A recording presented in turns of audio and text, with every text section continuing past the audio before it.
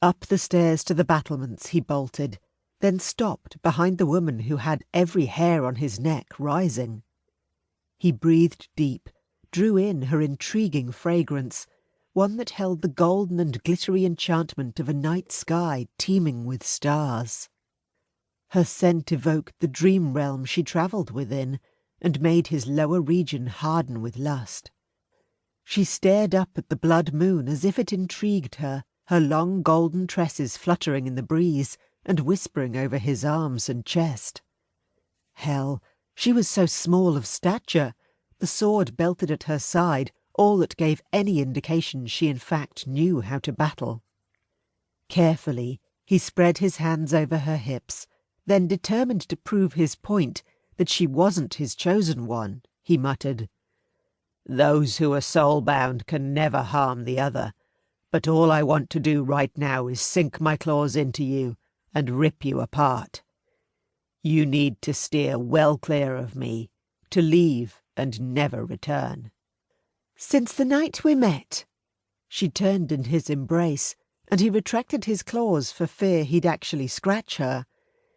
"You've grumped and growled and snapped at me to be gone, but through it all I still sensed within you a deep need to have someone close. I am here if you wish to talk, can provide quite the listening ear if you were but prepared to accept me. We are meant to be together. A bond certainly wouldn't have formed between us otherwise." "I'm a warrior, born and bred. I fight, draw blood, and have no issue doing so." It would take only one wrong move on his part, and he could so easily kill her. Why couldn't she see that? "I fight within my clan's specialist team who work high-level government cases, and out of all my kin, I'm the one who gets called away from Ivanson Castle the most. My beast isn't just aggressive, he's bloodthirsty, which makes him the perfect assassin when needed to take down the vilest of criminals." "I've chased a few vile criminals myself." She dissolved into a wisp and swirled around, then re-emerged behind him with her sword in hand.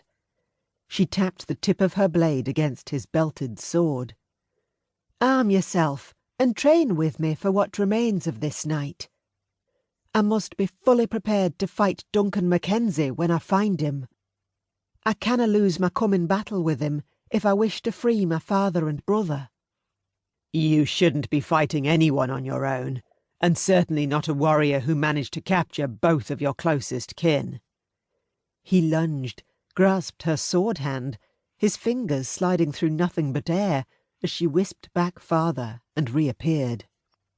"Nay, you willna catch me out that easily, my mighty bear." "I'm not your damn mighty bear." "Please, that is no way to talk to a woman, and your chosen one at that."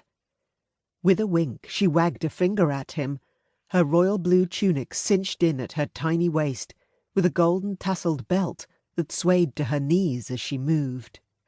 Her black breeches, of the softest rawhide, moulded her legs, and that pert backside of hers, which he really shouldn't have noticed, wiggled as she moved. "I don't see you as a woman, but as a lethal opponent." "Then raise your blade." "Training with me is a very bad idea." Still, he slid his sword free of his scabbard and rocked from foot to foot, his beast always prepared for any form of fighting. Perhaps if he trained with her, then she'd realise how dangerous he was, leave, then hopefully never come back. It was a plan, at least. He'd grump and growl a whole lot more as he battled with her, make sure she understood just how fierce and grisly he could get. That should scare her away.